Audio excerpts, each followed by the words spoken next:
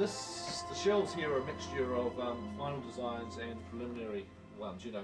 The design process for any of these digital creatures starts in the design team, which is based in Richard Taylor's Weta workshop, and they'll work up sketches and then maquettes, physical models, until they get an approved physical design.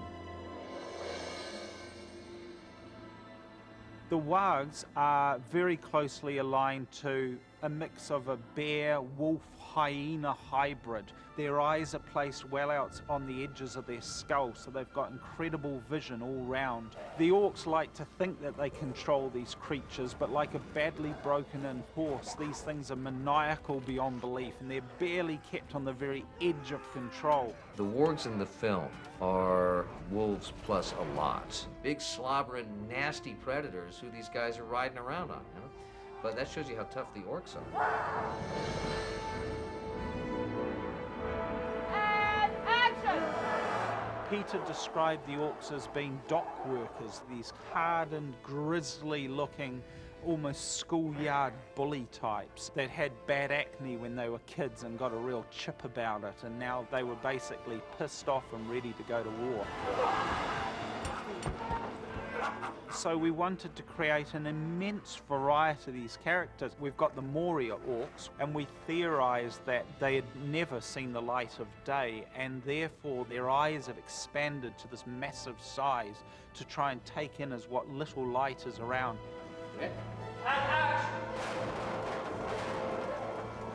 And then once again, in contrast, are of course the Uruk-hai. These characters are malicious and maniacal beyond belief. Their singular focus is to find the ring, to beat the enemy. Really the kind of silverback gorillas of the movie, you know, they're at the top of the food chain, bred by Saruman. He developed this other race, this kind of monster master race, which is the Uruk-hai, who don't tire, who have no feelings, who are not scared of death.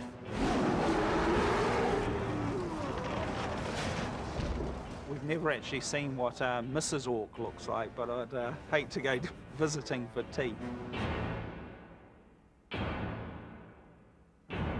The Oliphants were done how we do all of our creatures, which is taking them from a design maquette to building the model, fitting the model with the skeleton, building a muscle rig around the skeleton that will drive the flesh, and then texturing them and lighting them into the scene.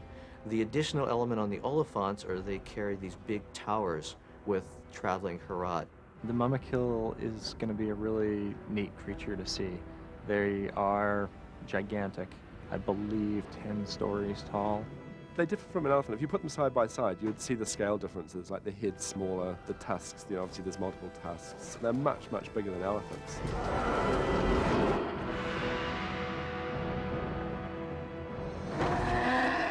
The Black Riders have dispensed of their horse land-bound creatures that they've tortured into submission and replaced them with the fell beast. These massive winged creatures, almost bat-like and serpentine, that live up in the highest reaches of the Barad-dûr ramparts. If you think riding a warg is tough, you try to sit on one of these babies, because it's like a brontosaurus with wings. It's so easy to take a dragon and put such small wings on it that it would be unfeasible that it could ever fly. But in the process of creating something like the fell beast, it's got wings the size of a 747 jumbo, because that's what it would physically need to get that body form off the ground.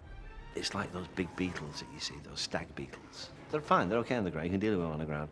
But when you see one of them coming in with its wings out and its horns out, I mean, coming in like a bloody Boeing jet at you, you know, like nose height, I mean, it's quite terrifying.